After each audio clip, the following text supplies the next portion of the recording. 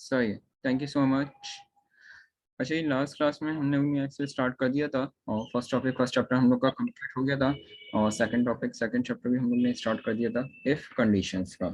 सही है, if condition का जो चैप्टर स्टार्ट किया था वहाँ पे मैंने सिंपल इफ तक आप लोग को परफॉर्म करवा दिया था। एक मतलब फिर से ओवरव्यू दे देता हूँ। इफ कंडीशन मैंने कहा था लॉजिकल कंडीशन होती है जो अपनी मर्जी से लगा रहे होते हैं। सबसे पहले मैंने आप लोग को परफॉर्म करवाया था इसमें सम इफ मैंने कहा था जब कंडीशन के मुताबिक वैल्यूज को ऐड करना हो तो वहां पर आके सम इफ का इस्तेमाल किया जाता था। अब मैंने कहा था ये कुछ वैल्यूज हैं और मुझे यहाँ पर आके तमाम करनी जो वैल्यूज में फॉर एग्जाम्पल 10,000 से बड़ी हैं सिर्फ उन वैल्यूज को ऐड करना है। तो मैंने कहा था जब कंडीशन के मुताबिक सम करना हो तो वहाँ पे इफ तो लगेगा, लेकिन किसके साथ? सम के साथ। तो is equal to sum if bracket start range दी थी आपने, कॉमा इनवर्ट कॉमर्स कंडीशन क्या थी? सम किसका करना था? Less than sorry greater than 10,000 का। Inverted commas close bracket close then enter. तो 27 आंसर आया था, बिल्कुल सही आता है। एक 12,000 थी और एक 15,000 थी। सेम इसी तरह से मैंने आप लोगों को कॉन्सेप्ट दिया था कि अब यहाँ पे कुछ अमाउंट्स लिखे हैं और मुझे काउंट करना है। तो काउंट करने के लिए तो सिंपल काउंट का फॉर्मूला लगा दोगे मैंने कहा था। लेकिन अगर मैंने कहा था मैं कंडीशन दूँ कि सबको नहीं, आप एक काम करें कि इसमें जो वैल्यूज 5,000 से छोटी हैं उनको काउंट करना है, तो फिर क्या रहेगा? Count if. तो फॉर्मूला क्या था? Is equals to count if bracket start range comma invert commas condition क्या थी? काउंट किसका करना था? लेस देन 5,000 को। Inverted commas close bracket close then enter. तो देख लो जितनी 5,000 से छोटी वैल्यूज थी सिर्फ उन्हीं को काउंट करके लेकर आया था। तो सिर्फ दो थी, एक की 4,500 और एक थी 3,000 रुपये, राइट। फिर मैंने आप लोग को बताया था सिंपल इफ। सिंपल इफ नहीं, कलर के लिए नहीं कर सकते ज़मीर। सिंपल इफ मैंने बताया था कि सिंपल इफ क्या होती है कि सिंपल इफ वो कंडीशन होती है जिसमें सिर्फ और सिर्फ एक कंडीशन या एक लॉजिक का इस्तेमाल किया जा रहा हो, वो आपकी सिंपल इफ कहलाती है। तो सबसे पहले टोटल मालूम करना था, तो वो तो नॉर्मल सम के जरिए हो गया था।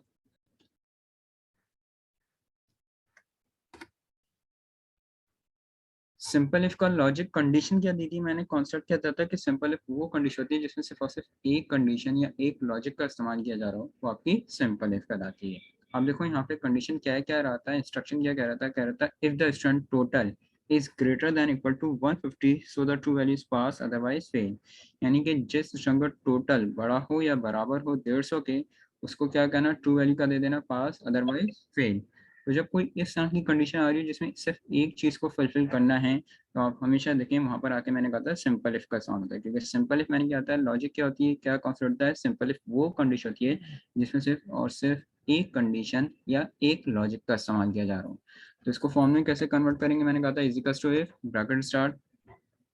मैं तो कहा था जो भी फॉर्मूला अप्लाई करते हैं तो नीचे जो बाहर आ रहा होता है सिंटैक्स कहलाता है। मैं कहता है ये फॉर्मूला को अप्लाई करने में बहुत हेल्पफुल होता है जब भी आप फॉर्मूला अप्लाई करते हैं। तो जो भी फॉर्मूला लगाते हैं नीचे सिंटैक्स शो हो जाता है।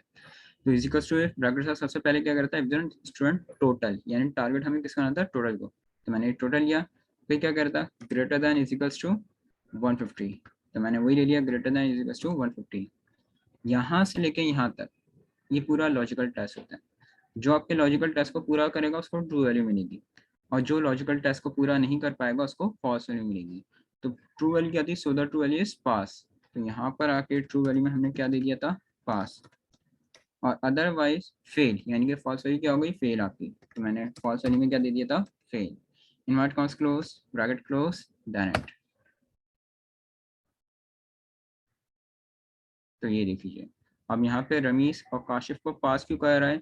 क्योंकि यहाँ पे हमारी कंडीशन फुलफिल हो गई है। बाकी तरह को फेल क्यों करा? क्योंकि यहाँ पे कंडीशन हमारी फुलफिल नहीं हुई। सही है।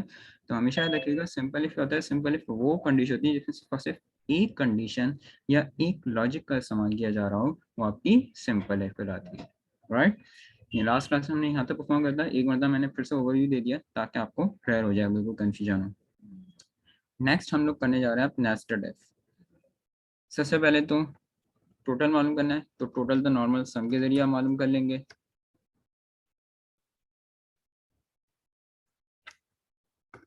परसेंटेज के लिए अब देखो ये हमारा पूरा स्टूडेंट्स की डेटाबेस यानी कि स्टूडेंट्स की मार्कशीट बनी हुई है। सही है। कुछ मेरे स्टूडेंट्स हैं, उनके मुख्तलिफ सब्जेक्ट्स हैं। टोटल मालूम कर लिया हमने सम के जरिए। परसेंटेज के लिए या तो एवरेज का फॉर्मूला यूज़ कर लो, या नॉर्मली जैसे आम जिंदगी में परसेंटेज मालूम करते हो वो तरीक़ेकार अपना लो। वैसे नॉर्मली तरीक़ेकार क्या होता है परसेंटेज मालूम करने का? Marks of 10 divide by total marks multiply by 100। तो आप पे डिपेंड करता है, चाहें तो आप यहाँ पे एवरेज का फॉर्मूला यूज़ कर लें या नॉर्मली मालूम कर लो। हम नॉर्मली कर लेते हैं, marks obtain divide by total marks. अब जस्ट फॉर सपोज ओनली, अगर ये एक पेपर 100 मार्क्स है तो टोटल मार्क्स कितना हो गया आपके पास 400 और मल्टीप्लाई बाय 100। इसको ड्रैग कर लोगे आप नीचे तक। अच्छा जी, रिमार्क्स में पहले फॉर्मूला लगा रहा हूँ, पहले गौर से देखना, फिर मैं तुम लोग को समझाऊंगा। पहले सिर्फ देखिएगा, फिर मैं आप लोग को बाद में समझाऊंगा इसको।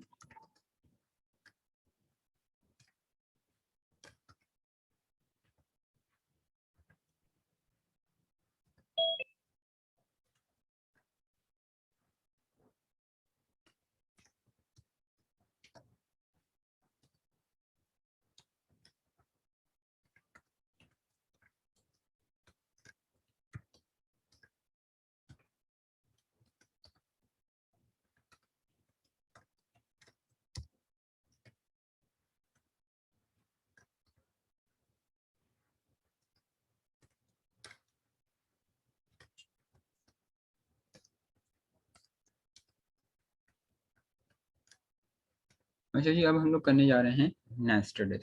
अभी मैंने सिंपली बता दिया, मैंने कहा था सिंपल इफ वो कंडीशन होती है जिसमें सिर्फ और सिर्फ एक कंडीशन या एक लॉजिक का इस्तेमाल किया जा रहा हो, वो आपकी सिंपल इफ कहलाती है।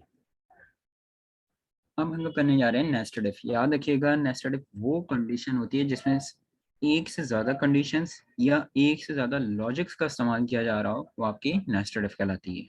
रिपीट कर देता हूँ, नेस्टेड इफ क्या होती है जिसमें एक से ज़्यादा कंडीशंस या एक से ज़्यादा लॉजिक्स का इस्तेमाल किया जा रहा हो, वो आपकी नेस्टेड इफ कहलाती है। अब जैसे कि मैंने बताया कि हमारी स्टूडेंट्स की मार्कशीट थी, मुख्तलिफ स्टूडेंट्स थे, उनके सब्जेक्ट्स थे, टोटल मालूम कर लिया हमने सम के ज़रिए, परसेंटेज आ गई परसेंटेज के फॉर्मूले के ज़रिए, यानी कि नॉर्मली मालूम कर लिया हमने, या एवरेज लगा लेते आप। और रिमार्क्स के लिए मुझे देखो यहाँ पे ये इंस्ट्रक्शन दे दी गई। अब इंस्ट्रक्शन जरा गौर से देखिए क्या कह रहा है। कह रहा है if the student gain if the student percentage is greater than equal to 80 so the true value is even grade. फिर कह रहा है if the student percentage is greater than equal to 70 so the true value is A grade. ये slash के अंदर क्या है, ये सेम है सारा नीचे, जहाँ चेंज हुआ अलग से मैंने चेंज करके लिखा हुआ है। फिर कह रहा है if the student percentage is greater than equal to 60 so the true value is B grade। फिर कह रहा है if the student percentage is greater than equal to 50 so the true value is C grade। Second last कह रहा है if the student percentage is greater than equal to 40 so the true value is D grade। आखिर में देखो क्या कह रहा है if the student percentage less than 40 so the false value is fail। अब देखो यहाँ पे कोई एक बात नहीं कह रहा कि यार ये हो तो ये कर दो, नहीं, यहाँ पे एक से ज्यादा बातें आ रही हैं कि ये हो तो ये करो, ये हो तो ये हो तो ये हो तो ये। तो याद रखिएगा, जहाँ पे एक से ज़्यादा बातें आ जाएं वहाँ पर आके नेस्टेड इफ का इस्तेमाल होता है। ठीक है, अभी मैंने क्या बताया कि नेस्टेड इफ क्या होती है जिसमें एक से ज़्यादा कंडीशंस या एक से ज़्यादा लॉजिक्स का इस्तेमाल किया जा रहा हो, वो आपकी नेस्टेड इफ कहलाती है। राइट। अब यहाँ पे अगर ये कह रहा होता है कि यार ये हो तो ये कर दूं, तो मैं आराम से सिंपल इफ इस्तेमाल कर दिया, लेकिन यहाँ पे एक से ज्यादा बातें आ गई। कह रहा है यार 80% है तो A1 ग्रेड देना, 70 उससे ज्यादा हो A ग्रेड, 60 उससे ज्यादा B ग्रेड। फिर कह रहा है आखिर में कह रहा है 40 से ज्यादा डी। फिर आखिर में कहता है कि भाई अगर 40 से कम है ना तो फॉल्स वाली फेल दे देना।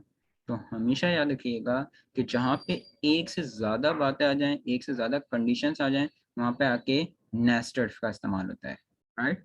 अच्छा जी, हमेशा याद रखिएगा डिसेंडिंग टू असेंडिंग चलता है, ग्रेटेस्ट टू लोएस्ट चलता है जमीन। सही है, एक्सेल।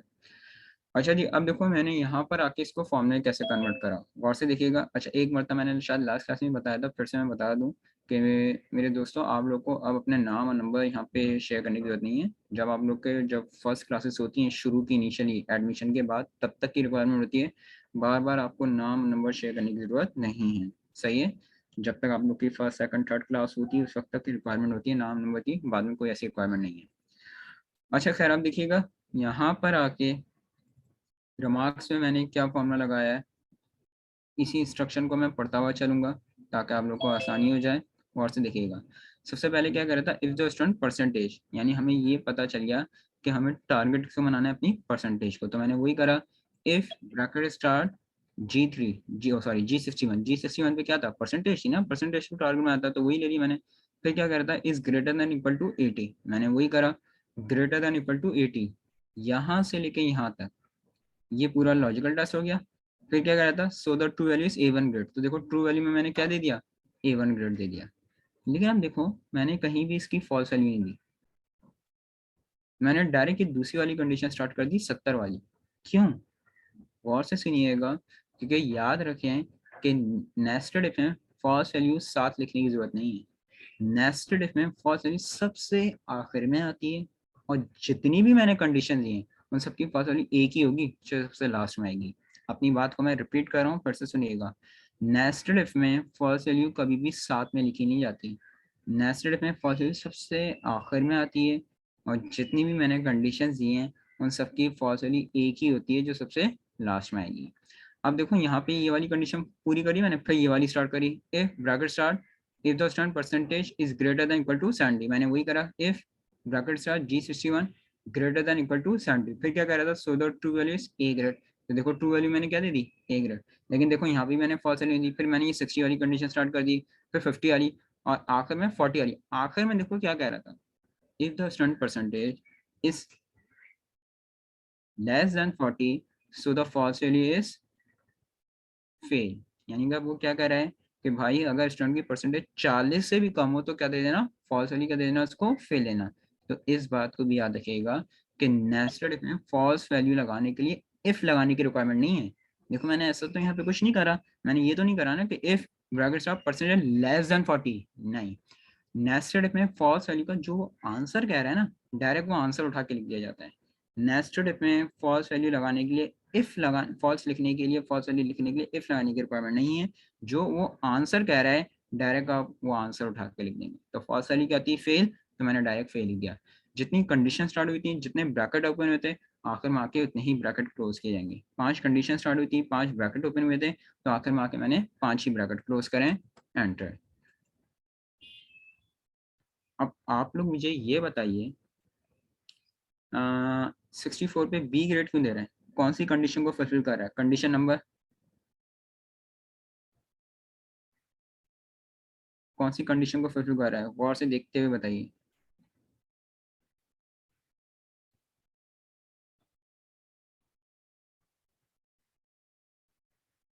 वेरी गुड मंजर, कंडीशन नंबर थर्ड। सेकंड कहाँ से आ गई मेरे दोस्त, सेकंड तो ये है 70 वाली है। कंडीशन नंबर थर्ड कि स्टूडेंट की परसेंटेज 60 हो या 60 से बड़ी हो तो बी ग्रेड देना था। देख लो 60 से बड़ी है ना, 64 आ रही है, तो बी ग्रेड बिल्कुल सही दे रहा है। यार फेल क्यों कर रहा है इसको, इमरान को बताइए जरा, इमरान को फेल क्यों कर रहा है।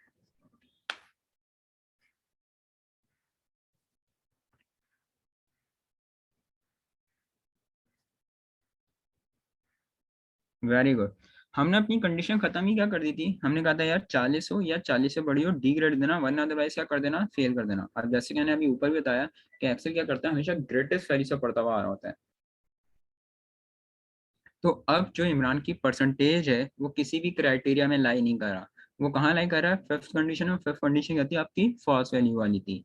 तो क्या कह रहा था कि भाई 40 हो, 40 से कम हो तो क्या कर देना, फेल। तो हमने तो कंडीशन 40 पे ही खत्म कर दी थी। तो अब देखो 40 से कम है, तो इसलिए देख लो उसको क्या दे रहा है, फेल दे रहा है। आगे समझ में क्लियर है। तो याद रखिएगा नेस्टेड इफ क्या होती है, नेस्टेड इफ वो कंडीशन होती है जिसमें एक से ज्यादा कंडीशंस या एक से ज्यादा लॉजिक्स का इस्तेमाल किया जा रहा हो, वो आपकी नेस्टेड इफ कहलाती है। राइट। नेक्स्ट है आपके पास if with and. If with and क्या है, इफ विद एंड आपसे क्या कहता है, if with and restricted condition है। अब यार ये क्या मतलब है कि इफ विद एंड एक रिस्ट्रिक्टेड कंडीशन है। इफ विद एंड आपसे ये कहता है कि भाई मैंने जितनी भी कंडीशंस आपको दी हैं, अगर आप मेरी सारी कंडीशंस को, सारी लॉजिक्स को फुलफिल करते हो तो ही मैं आपको ट्रू वैल्यू दूंगा, वरना अदरवाइज मैं आपको फॉल्स वैल्यू दे दूंगा। सही है, नहीं अब्दुल्ला, फिर आपको रिटर्न फॉर्म में नहीं मिल सकते मेरे दोस्त, वीडियो रिकॉर्डिंग शेयर होगी, इसी से आप प्रैक्टिस करेंगे। एंड का कॉन्सेप्ट फिर से मैं दे देता हूँ कि इफ इन द एंड मैंने क्या कहा, एक रिस्ट्रिक्टेड कंडीशन है। एंड आपसे ये कहता है कि अगर आप मेरी सारी कंडीशंस को, सारी लॉजिक्स को फुलफिल करते हैं तो ही मैं आपको ट्रू वैल्यू दूंगा, वरना अदरवाइज मैं आपको फॉल्स वैल्यू दे दूंगा। अब देखो यहाँ पे हमारे पास स्टूडेंट्स का डेटा बना हुआ है, मुख्तलिफ टेस्ट हैं, और नीचे इंस्ट्रक्शन में देखो क्या कह रहा है। कह रहा है if the student gain greater than and equal to 75 marks in all the test, so the true value is pass otherwise fail. वो कह रहा है भाई अगर स्टूडेंट के तमाम पेपर्स में 75 या उससे ज़्यादा मार्क्स होंगे तो ही मैं उसको ट्रू वैल्यू पास दूंगा, अदरवाइज मैं आपको फॉल्स वैल्यू दे दूंगा। और वो क्या है, फेल्स। यानी कि इसको पढ़ के ही हमें समझ में आ जाएगा कि भाई यहाँ पे हमें तमाम लॉजिक्स को पूरा करना है। अगर हम तमाम लॉजिक को पूरा करेंगे तो ही हमें ट्रू वैल्यू मिलेगी, अदरवाइज हमें फॉल्स वैल्यू मिलेगी। तो जब कोई इस तरह की कंडीशन आ रही हो जहाँ ये कहा जा रहा हो कि सबको ही फुलफिल करना है, सबको ही क्राइटेरिया, तमाम क्राइटेरिया को पूरा करना है, तो वहां पर आके याद रखिएगा एंड का इस्तेमाल होता है। अब देखिएगा, पहले मैं फॉर्मूला अप्लाई कर रहा हूँ फिर मैं तुम लोग को समझाऊंगा, और से देखना सामने।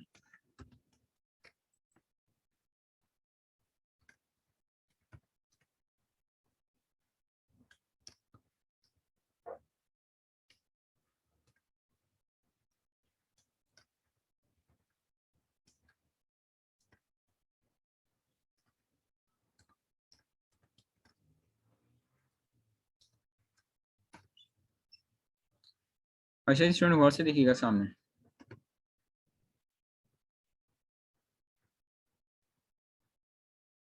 Is equals to if bracket start and B94 C94 D94, ये है क्या, टेस्ट 1, टेस्ट 2, टेस्ट 3, यानी वो ऑल द टेस्ट कह रहा था ना, तो एक एक करके मैंने यहाँ पर आके तमाम टेस्ट लिए, टेस्ट 1, टेस्ट 2, टेस्ट 3, और तमाम टेस्ट में ग्रेटर देन इक्वल टू 75 की कंडीशन दी। तो जो अब इस लॉजिक 1, लॉजिक 2, लॉजिक 3, लॉजिक 4 जितनी भी लॉजिक दी हैं, जो मेरी इन तमाम लॉजिक्स को फुलफिल करता है, पूरा करता है, उसी को मैं ट्रू वैल्यू दूंगा।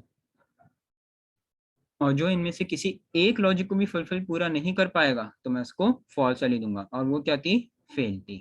राइट। अब जो मैं आप लोगों से पूछ रहा हूँ सिर्फ वो उसका आंसर मुझे देना। मुझे सिर्फ और सिर्फ ये बताओ कि तलहा टेस्ट 1 और टेस्ट 2 की कंडीशन को फुलफिल कर रहा है, टेस्ट 1 और टेस्ट 2, बताओ। टेस्ट 1 और टेस्ट 2, वेरी गुड, बिल्कुल कर रहा है। टेस्ट 3 को तलहा फुलफिल कर रहा है, नहीं करा, क्या कर दिया, फेल। क्यों, क्योंकि ये एंड है। एंड क्या कहते हैं भाई, सबको पूरा करना है तो ही ट्रू है, अदरवाइज फॉल है। तो देखें तरह का डेटा आपके सामने है। तरह ने दो टेस्ट की कंडीशन को फुलफिल कर दिया, लेकिन एक को नहीं कर पाया, तो क्या दे रहा है, फेल दे रहा है वो। सही है। अच्छा देखिए, अब ये जरूरी नहीं है, देख लो वकास सामने आ रहा है। अच्छा जरूरी नहीं है कि यार देखो, मैं तुम लोग को इस वक्त समझा रहा हूँ तो मैंने ये 75 की, तीनों में 75 की कंडीशन दे दी। सही है। अब यहाँ पर आके जरूरी नहीं है कि भाई 75 हो तीनों टेस्ट में, अलग अलग भी हो सकता है, मल्टीपल क्राइटेरिया भी हो सकते थे। यानी कि वो ये कहता, F2 के जरिए प्रेस कर सकते हो शबाज। आपको ने जहाँ पे फॉर्मूला अप्लाई करा हुआ है, या तो डबल क्लिक कर दो उस सेल में जाके, या फंक्शन की F2 प्रेस करो तो फॉर्मूला शो हो जाता है। सही है। अच्छा तो मैं क्या बता रहा था कि आपके पास इस तरह की भी कंडीशन आ सकती है कि टेस्ट 1 में यार 80 से बड़े होने चाहिए, टेस्ट 2 में 60 से बड़े होने चाहिए, और टेस्ट 3 में 50 से बड़े होने चाहिए। तो ऐसा भी हो सकता है। तो इसका कोई मसला नहीं है, डेटा कुछ भी है, अगर आपके कॉन्सेप्ट क्लियर हैं तो आराम से आप गॉट आउट हो सकते हैं, क्लियर हो सकते हैं। सही है। अब जैसे फॉर एग्जाम्पल, जैसा सपोज ली अभी तरह को फेल कर रहा है ना, चलो हम इसको पास करवाते हैं। अब पास कैसे करवाते हैं, टेस्ट 3 में मैंने दे दिया कंडीशन 50 से बड़ी। अब जब मैं ड्रैग करता हूँ फॉर्मूले को, तनहा देखो पास हो जाएगा। ये देखो, ये कैसे हो गया भाई, ये इसलिए हो गया क्योंकि मैंने अपनी कंडीशन आखिरी वाली चेंज कर दी। आखिरी वाली कंडीशन ही मैंने चेंज कर दी। आखिरी वाली कंडीशन क्या कर दी मैंने, बाकी का तो मैंने ये कहा कि टेस्ट 1 और टेस्ट 2 ग्रेटर देन 75 होने चाहिए, लेकिन आखिरी वाली जो कंडीशन थी वो मैंने क्या कही कि ग्रेटर देन 50 होनी चाहिए। तो अब तरह भी पास हो गया, क्यों, क्योंकि क्राइटेरिया फुलफिल हो रहा है हमारा। सही है जी, क्लियर है। तो हमेशा देखिएगा कि इफ विद एंड एक रिस्ट्रिक्टेड कंडीशन होती है। इफ विद एंड आपसे ये कहता है कि जितनी मैंने कंडीशंस दी हैं, अगर आप मेरी सारी कंडीशंस को, सारे लॉजिक को फुलफिल करते हैं, पूरा करते हैं, तो ही मैं आपको ट्रू वैल्यू दूंगा, अदरवाइज मैं आपको फॉल्स वैल्यू दे दूंगा। तो तरह का डेटा आप लोगों ने देखा था अभी कि तरह ने दो टेस्ट की कंडीशन को फुलफिल नहीं करा, लेकिन सॉरी, दो टेस्ट की कंडीशन को फुलफिल कर दिया, लेकिन एक को नहीं कर पा रहा था, तो क्या कर दिया था, उसको फेल कर दिया था। राइट, क्लियर है। नेक्स्ट आपके पास, नहीं फात, ये मैं लास्ट क्लास से बताता आ रहा हूँ मेरे दोस्त, इस बैच में ये पॉसिबिलिटी नहीं है। मास्टर एक्सेल में ये होता है कि शीट्स हम शेयर करते हैं। सही है। नेक्स्ट आपके पास इफ विद और एंड कहता है कि यार आप मेरी तमाम लॉजिक्स को पूरा करोगे तो ही मैं ट्रू वैल्यू दूंगा, अदरवाइज मैं आपको फॉल्स वैल्यू दे दूंगा। और बिल्कुल अपोजिट है। और कहता है सबको नहीं, अगर आप मेरी किसी एक कंडीशन या एक लॉजिक को भी फुलफिल कर देते हैं ना, तो मैं आपको ट्रू वैल्यू दूंगा। यानी कि इफ विद और में आपको मल्टीपल चॉइस मिल जाती है। वो आपसे कहता है कि भाई सबको नहीं, अगर तुम मेरी किसी भी एक कंडीशन को फुलफिल कर दोगे तो मैं आपको ट्रू वैल्यू दे दूंगा। जबकि एंड कहता है वो बड़ा रिस्ट्रिक्टर, वो क्या कह रहा था, भाई सबको ही पूरा करना है, और कह रहा है नहीं कोई मसला नहीं है, सबको नहीं किसी एक को पूरा कर दो तो ट्रू वैल्यू दे दूंगा। ठीक है। अब देखो मैंने फॉर्मूला कैसे अप्लाई करना है, is equals to if bracket start और चलो गौर से देखिएगा फॉर्मूला, फिर मैं समझाता हूँ।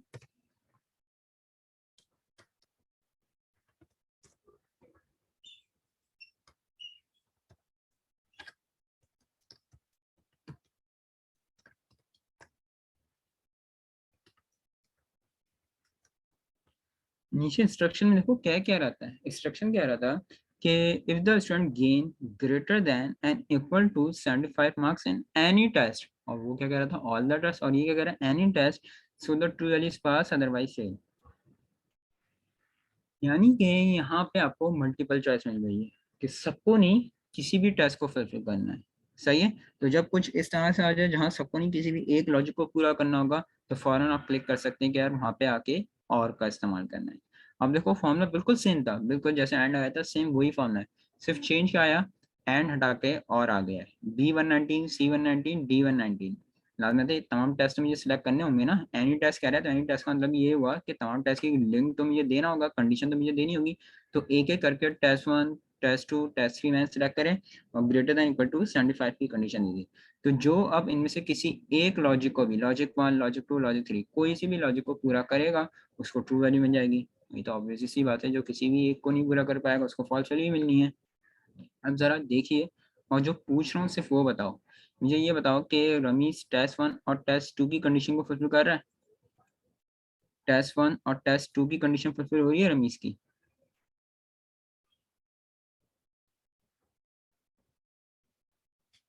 वेरी गुड, नहीं हो रही है। टेस्ट 3 की कंडीशन फुलफिल हो रही है? बिल्कुल हो रही है। क्या कर दिया, पास कर दिया। क्यों? क्योंकि ये और था। और क्या कहता है यार सबको नहीं किसी भी एक को पूरा कर दो। तो देखो रमीज का डेटा मेरे सामने है, रमीज ने दो टेस्ट की कंडीशन को तो फुलफिल नहीं करा, लेकिन एक फुलफिल कर रहा है, तो देखना यहाँ पे पास दे दिया गया। काशिफ, काशिफ को फेल कर रहा है, और के बावजूद भी काशिफ फेल हो रहा है। क्यों फेल हो रहा है? क्योंकि लाजमी सी बात है कि और इतना भी अच्छा नहीं है कि वो कोई भी अगर लॉजिक फुलफिल नहीं होगी तो वो भी तब भी पास देते, ऐसा नहीं है। लाजमी है, तो देखो काशिफ का कोई भी क्राइटेरिया फुलफिल नहीं हो रहा है, तो इसलिए उसको क्या दे रहा है, फेल ही दे रहा है। राइट। तो इफ विद और क्या होता है, इफ और मल्टीपल चॉइस कंडीशन है कि सबको नहीं, अगर किसी एक कंडीशन को भी आप हमारी फुलफिल कर देते हैं तो हम आपको ट्रू वैल्यू दे देंगे। राइट, हो गई बात। तो ये थी आपके पास इफ विद और। नेक्स्ट आपके पास सम इफ एडवांस।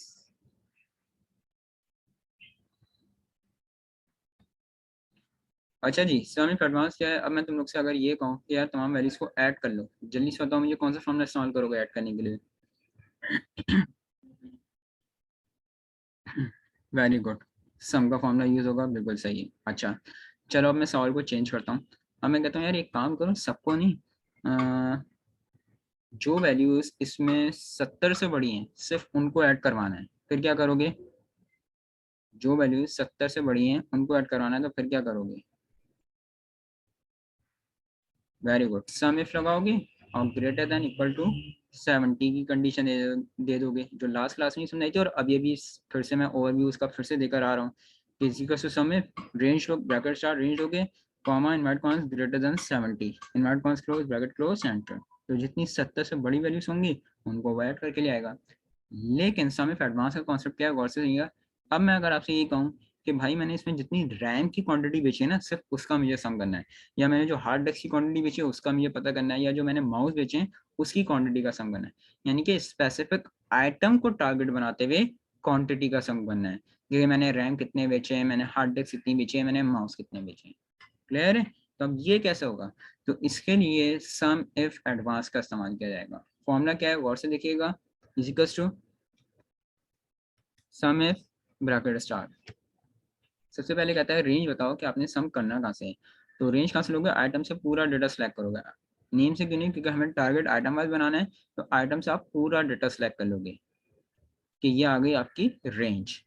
रेंज सेलेक्ट करने का फंक्शन की F4 प्रेस करोगे, डॉलर के साइन के। लास्ट क्लास में बताया था कि डॉलर का साइन क्यों आया था, रेंज को फ्रीज करने के लिए, फिक्स करने के लिए। अभी इंशाल्लाह आगे हमारे पास VLOOKUP का चैप्टर स्टार्ट करेंगे आज ही, तो इसमें इसका कॉन्सेप्ट और अच्छी तरीके से क्लियर रहेगा। तो डॉलर क्यों लगाता है, रेंज को फिक्स करने के लिए, फ्रीज करने के लिए। रेंज आ गई, F4 करा, कॉमा। वो कहता है आपने रेंज तो हमें बता दी कि यहाँ से सम करना है, सही है मैं समझ गया, लेकिन क्राइटेरिया तो बताएं, टारगेट क्या है, सम किसका करना है आपको। मैंने कहा सम करना है, किसका करना था, रैम का। तो हमने रैम की सिलेक्शन कर ली, कॉमा। वो कहता है यार तुमने मुझे रेंज बता दी, यहाँ से सम करना है, सही है मैं समझ गया। क्राइटेरिया में तुमने रैम बता दिया, टारगेट भी डिफाइन कर दिया, बात सही हो गई। लेकिन अब ये बताओ कि सम रेंज क्या है, क्योंकि ऊपर जो रेंज लेकर आ रहा हूँ वो तो एक बहुत बड़ी रेंज है। तो स्पेसिफिक कॉलम बताओ ना कि रैंक की किस चीज का सम करना है, सम रेंज क्या है, बताइए स्टूडेंट, हमें सम करना किसका है, रैंक की किस चीज का सम करना है।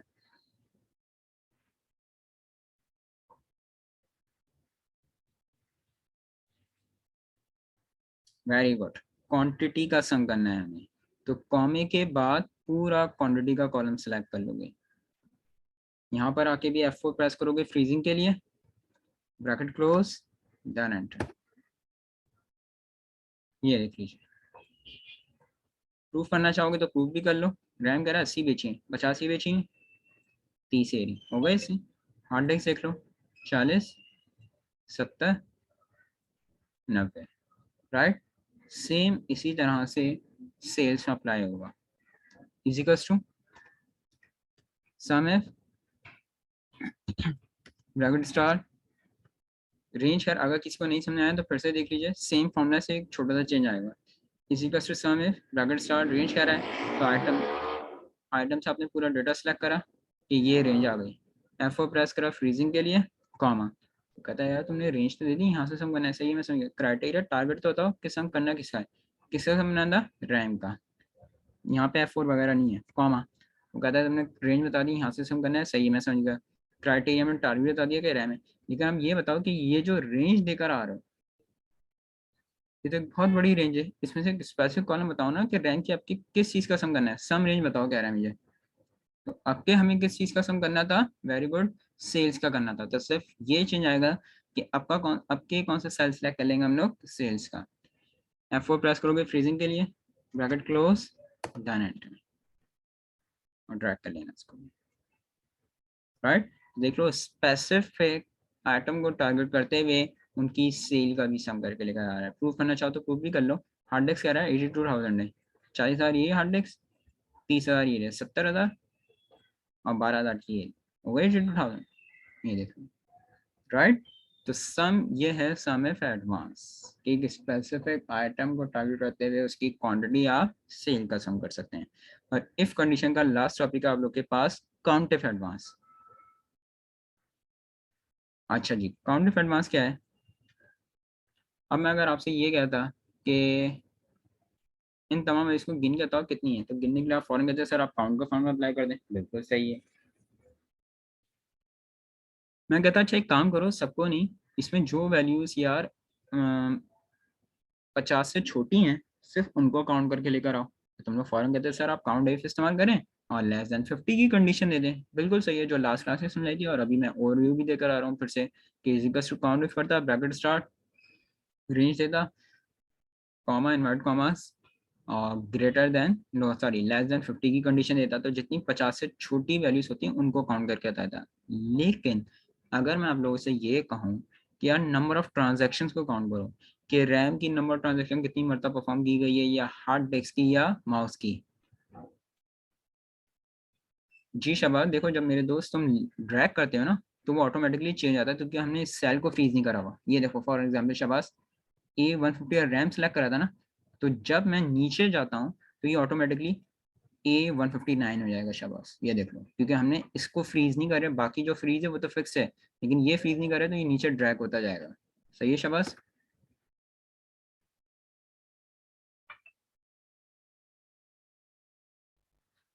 अच्छा गौर से देखिएगा क्या बता रहा था मैं। तो अब यहाँ पर आके देखो, मैं कह रहा था कि जो नंबर ऑफ ट्रांजैक्शन को काउंट करना है, कि रैम कितनी बेची है, हार्ड डिस्क कितनी बेची है, या माउस कितने बेचे हैं, सिर्फ मुझे ये काउंट करके बताना है, नंबर ऑफ ट्रांजैक्शन कितनी मतलब परफॉर्म की गई है।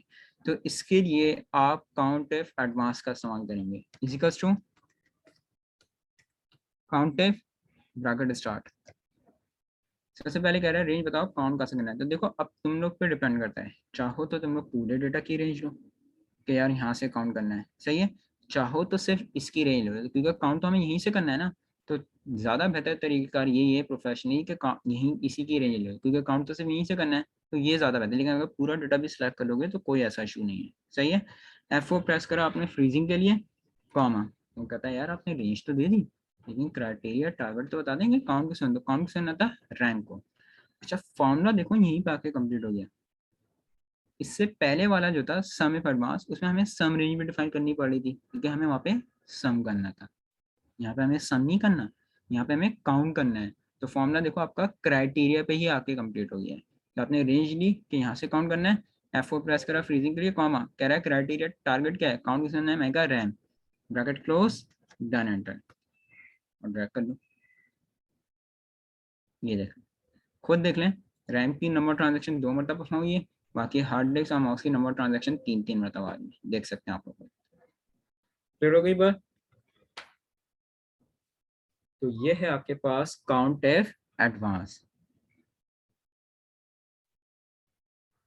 नेक्स्ट हम लोग परफॉर्म करने जा रहे हैं अब वी लुकअप का। स्पेलिंग ऑब्वियस सी बात है मिसबा मेरे दोस्त, गलत होगी तो वो क्यों काउंट करेगा, क्योंकि आपने जब यहाँ पे रेंज दी है इस वाले की, तो अगर रैंक की स्पेलिंग RMA लिखी हुई है आपने, तो वो काउंट कैसे करेगा, दोनों मैच ही नहीं करेंगे तो लास्ट में तो एरर दे देगा, सही है मिसबा। अच्छा जी नेक्स्ट हम लोग परफॉर्म करने जा रहे हैं if condition, oh sorry, third topic, third chapter start करने जा रहे हैं वी लुकअप। एक मिनट मैं शीट शेयर करता हूँ आपके साथ।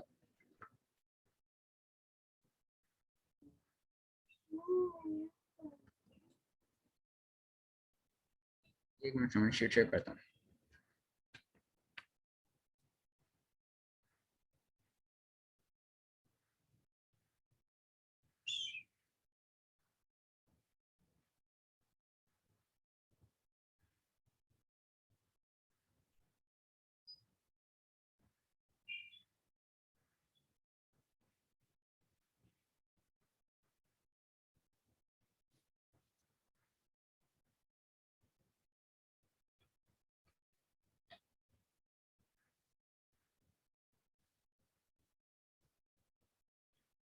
अच्छा जी यहाँ पे सेकंड टॉपिक सेकंड चैप्टर हमारा कंप्लीट हो गया था। अब हम लोग स्टार्ट करने जा रहे हैं अपना थर्ड टॉपिक थर्ड चैप्टर, और वो है आपके पास वी लुकअप। जैसे इफ कंडीशन बहुत इंपॉर्टेंट टॉपिक चैप्टर था, वैसे वी लुकअप भी बहुत इंपॉर्टेंट और इम्पोर्टेंट चैप्टर है आपके पास। इंशाल्लाह वी लुकअप के हम लोग 2 एग्जाम्पल से वर्किंग करेंगे। फर्स्ट एग्जाम्पल इस वक्त आप लोग के सामने आ रही है। पहली बात तो ये है कि वी का मतलब होता है वर्टिकल और लुकअप मतलब तलाश करना। वी मतलब वर्टिकल और लुकअप मतलब तलाश करना, यानी कि फॉर सर्चिंग। वी लुकअप मेरी वी लुकअप के लिए मेरी 2 बातें याद रखिएगा, क्योंकि वी लुकअप इन्हीं दोनों बातों पर डिपेंड कर रहा होता है। पहली बात ये, वी लुकअप डिपेंड करता है अपने क्राइटेरिया टेबल पे। अगर कोई क्राइटेरिया टेबल है तो वी लुकअप अप्लाई होगा, अगर कोई क्राइटेरिया टेबल नहीं है तो आप भूल जाओ कि आप वी लुकअप लगा सकते हो। ये तो हो गई पहली बात। दूसरी बात ये है कि जब भी वी लुकअप का फॉर्मूला अप्लाई करेंगे, किसको टारगेट करते हुए, किसको बेस बनाते हुए, क्राइटेरिया टेबल के पहले कॉलम को बेस बनाते हुए वी लुकअप का फॉर्मूला अप्लाई किया जाएगा। क्राइटेरिया टेबल का पहला कॉलम बेस बनाते हुए वी लुकअप का फॉर्मूला अप्लाई करेंगे। ये दोनों बातें जब भी बताई हैं, इन्हीं दोनों बातों पे वी लुकअप डिपेंड करता है। इसको हमेशा के लिए याद रखिएगा आप लोग। एक मतलब फिर से डिफाइन कर देता हूँ दोनों बातों को, गौर से सुनिएगा। मैंने बताया कि वी लुकअप, पहली बात मैंने बताई, वी लुकअप डिपेंड करता है अपने क्राइटेरिया टेबल पे। अगर कोई क्राइटेरिया टेबल है तो वी लुकअप अप्लाई होगा, अगर कोई क्राइटेरिया टेबल नहीं है तो आप भूल जाएंगे, आप वी लुकअप लगा सकते हैं। ये तो गई पहली बात। और दूसरी बात ये कि जब भी वी लुकअप का फॉर्मूला अप्लाई आप करेंगे, किसको टारगेट करते हुए, किसको बेस बनाते हुए, क्राइटेरिया टेबल के पहले कॉलम को बेस बनाते हुए वी लुकअप का फॉर्मूला अप्लाई किया जाएगा। आ गया समझ में, क्लियर है। अब देखो यहाँ पर आके मेरे कुछ एम्प्लॉयज थे और उन्हें कुछ सेल्स करी थी।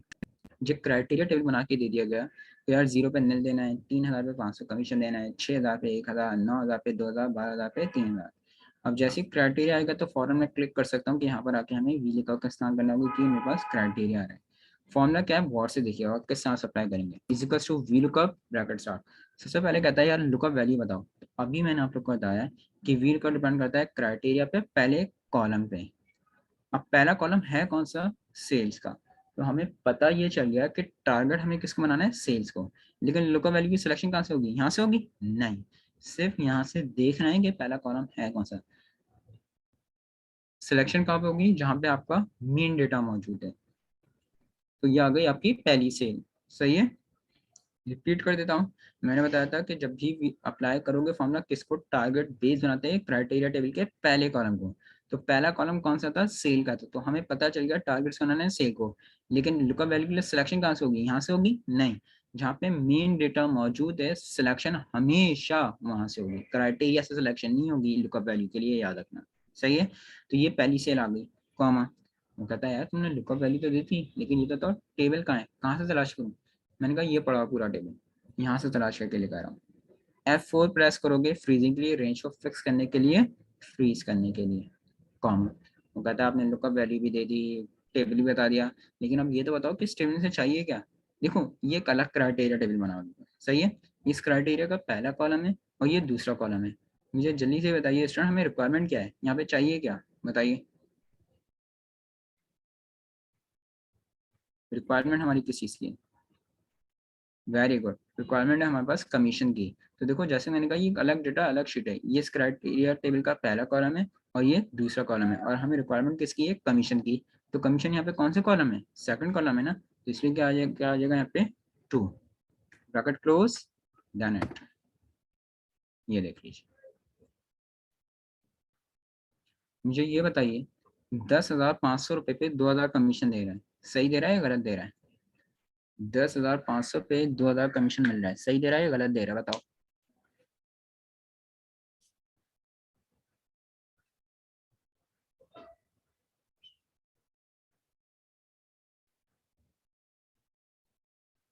10,500 पे 2,000 कमीशन है, सही है या गलत है।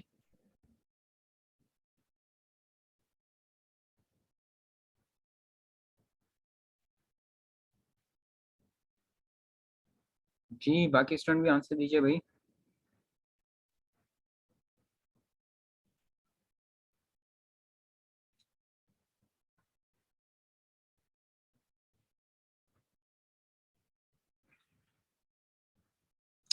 बिल्कुल सही आंसर दे रहे हैं, 9,000 से लेके 11,999 तक कितना देना था, 2,000 देना था ना, तो बिल्कुल सही तो दे रहे हैं। हाँ अगर 12,000 या उससे एक्सेप्ट करेगी तो फिर 3,000 होगा, चाहे इसने 1 करोड़ करी हो या 1 अरब सेल करी हो, तो वो फिर 3,000 ही मिलेंगे, क्योंकि हमने अपना टारगेट ही खत्म कर दिया है, 12,000 पे करा है। आगे समझ में, यहाँ पे नील क्यों दिया, बता सकते हैं, नील क्यों दे रहा है भाई।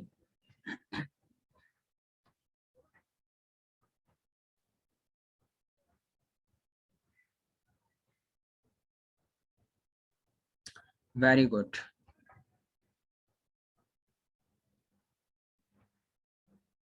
वेरी गुड, क्योंकि यहाँ पे जो है आपका जो वैल्यू है वो 3,000 से ही कम है, क्योंकि हमने कमीशन देना ही कहाँ से स्टार्ट करा है, 3,000 की सेल से करा है।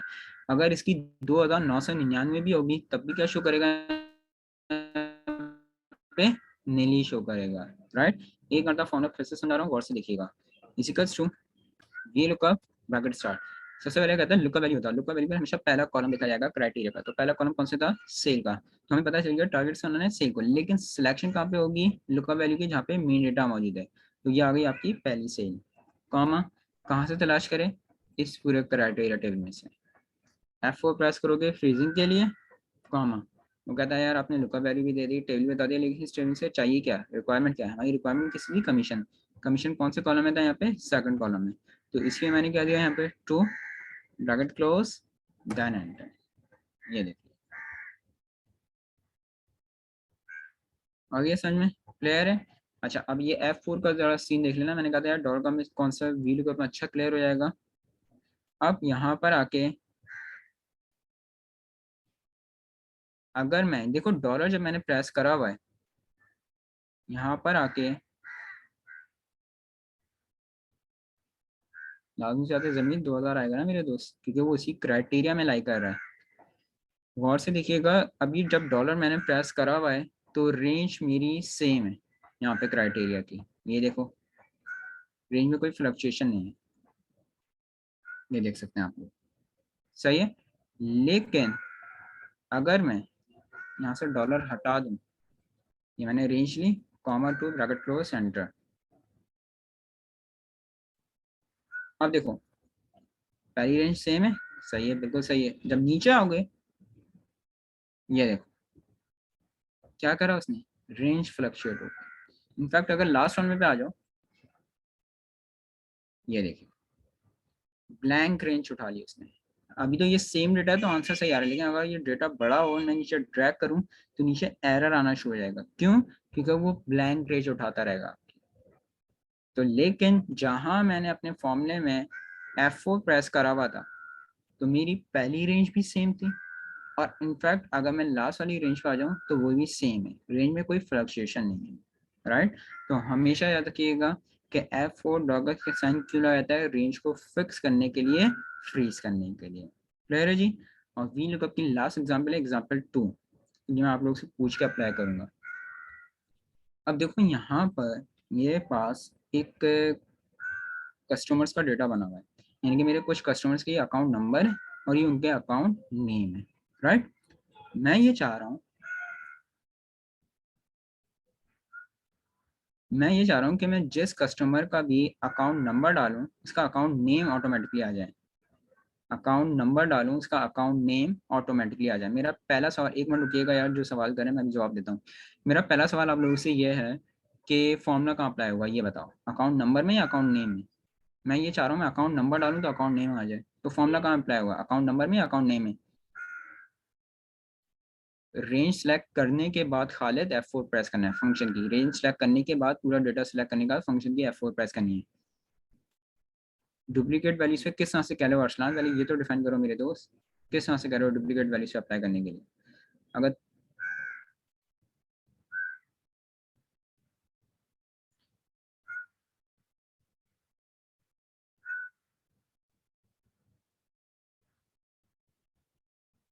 वेरी गुड, अकाउंट नंबर पर फॉर्मूला अप्लाई होगा। सही कह रहे हो ये बात तुम लोग, मैक्सिमम आंसर आया अकाउंट नंबर पे फॉर्मूला अप्लाई होगा। सोच लो, मैं चाह रहा हूँ अकाउंट नंबर डालूं अकाउंट नेम आ जाए। हमेशा याद रखिएगा स्टूडेंट, जिस चीज़ की आपकी रिक्वायरमेंट होती है फॉर्मूला वहीं अप्लाई होता है। फॉर एग्जांपल यहाँ पे हमें रिक्वायरमेंट किसकी थी, कमीशन की थी ना, तो फॉर्मूला कहाँ अप्लाई हुआ था, कमीशन में अप्लाई हुआ था। सेम इसी तरह से यहाँ पे मैं चाह रहा हूँ अकाउंट नंबर डालूँ तो अकाउंट नेम आ जाए। तो मेरे दोस्तों यहाँ पे रिक्वायरमेंट किसकी है, अकाउंट नेम की है ना, तो फॉर्मूला भी कहाँ अप्लाई होगा भाई, अकाउंट नेम में ही होगा। नंबर पे कैसे हो सकता है, नंबर तो मुझे डालना होगा। मैं क्या कह रहा हूँ, सवाल सुना था, मैं कह रहा हूँ अकाउंट नंबर डालूं तो अकाउंट नेम आ जाए। इनके रिक्वायरमेंट है नेम की, नंबर तो मुझे खुद डालना पड़ेगा। तो लाजमी आते हैं फॉर्मूला भी कहाँ अप्लाई होगा, अकाउंट नेम में। Equals to V lookup bracket start. अब बताइए सबसे पहले कौन सा सेल सेलेक्ट करूंगा, सेल नंबर बताओ मुझे। सेल नंबर से मुराद मेरा ये है कि जैसे ये बन रहा है B21 या A21, तो सबसे पहले कौन सा सेल सेलेक्ट होगा बताओ, सोच समझ के।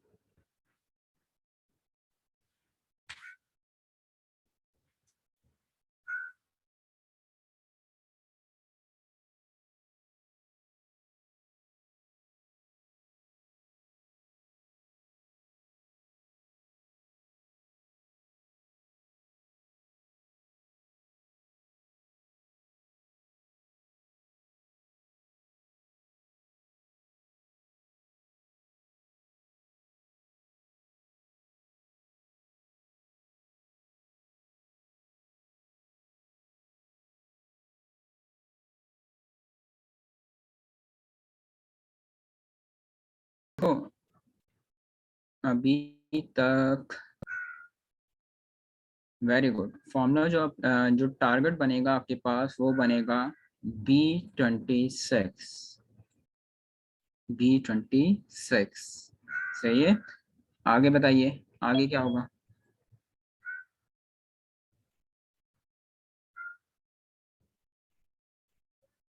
आगे क्या करेंगे बताइए। वेरी गुड, टेबल की रेंज दे देंगे पूरी। लेकिन समझाने को तो मेरा काम, आपको पता है 1 मिनट का, मैं 1 मिनट से भी कम टाइम आप लोगों को समझाऊंगा, लेकिन जब तक आपके कॉन्सेप्ट क्लियर नहीं होंगे तो फायदा नहीं है। तो D26 टारगेट हो गया, कॉमा आपके आ जाएगा ये रेंज आ जाएगी। फिर F4 प्रेस करा फ्रीजिंग के लिए, सही है, कॉमा आगे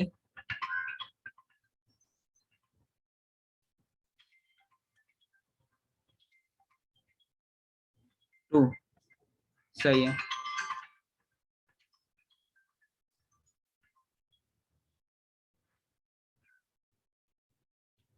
कॉमा 0, 0 कौन सा मैं दे रहा हूँ अभी, ब्रैकेट क्लोज, एंटर। अब ये है सामने, मैं कहता हूँ 9876, ये देख लीजिए, राइट, चेंज करें आप 6543, ये देखो, गौर से देखिएगा फॉर्मूला। अच्छा अरसान तुम ये पूछे थे, 1 मिनट रुक जाओ मैं बताता हूँ।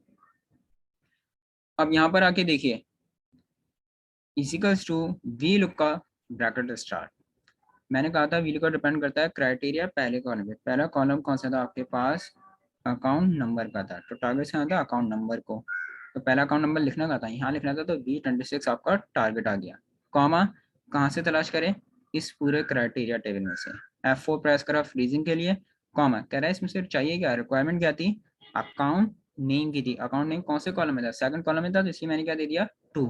0 कब लगाया जाता है, for ascending descending, for exact match.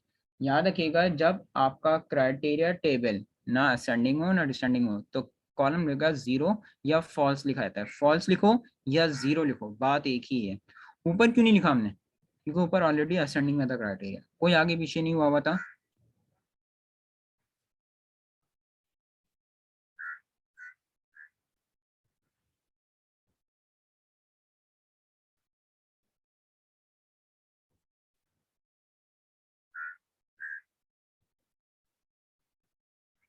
Sister मेरी आवाज आ रही है ना आप लोग को भी, वॉइस क्लियर है मेरी, सही है, सही है, ठीक है। आई थिंक मेरे पास कुछ, आई थिंक किसी और ने लॉग इन करा है, खैर कंटिन्यू करते हैं। मैं ये बता रहा था यहाँ पर आके 0 या फॉल्स कब लगाता है, फॉर असेंडिंग सेंडिंग, जब आपका क्राइटेरिया ना असेंडिंग में हो ना डिसेंडिंग में। ऊपर 0 या फॉल्स क्यों नहीं लिखा, क्योंकि ऑलरेडी असेंडिंग में आ रहा था क्राइटेरिया, यहाँ पे 0 की रिक्वायरमेंट नहीं थी, लेकिन यहाँ पे जो क्राइटेरिया है ये ना असेंडिंग में है ना डिसेंडिंग में। तो जब कोई ऐसा क्राइटेरिया टेबल आ जाए जो ना असेंडिंग में आ रहा है ना डिसेंडिंग में आ रहा है, तो यहाँ पर आके हमें 0 की रिक्वायरमेंट होगी, 0 लिखो या फॉल्स लिखो, बात एक ही है, राइट। क्लियर हो गई बात यहाँ तक, अरसलान डुप्लीकेट मेरे मेरे दोस्त, जो पहला वाला होगा ना सिर्फ उसी को आंसर देगा, दूसरा आंसर वो नहीं देगा, याद रखिएगा, क्लियर है, एग्जैक्ट मैच के बिल्कुल जमीन, क्लियर है यहाँ तक। तो आज हम अपनी क्लास को यहीं पे रोकेंगे स्टूडेंट, नेक्स्ट क्लास में हम लोग यहीं से कंटिन्यू करेंगे इंशाल्लाह, क्लियर हो गई बात।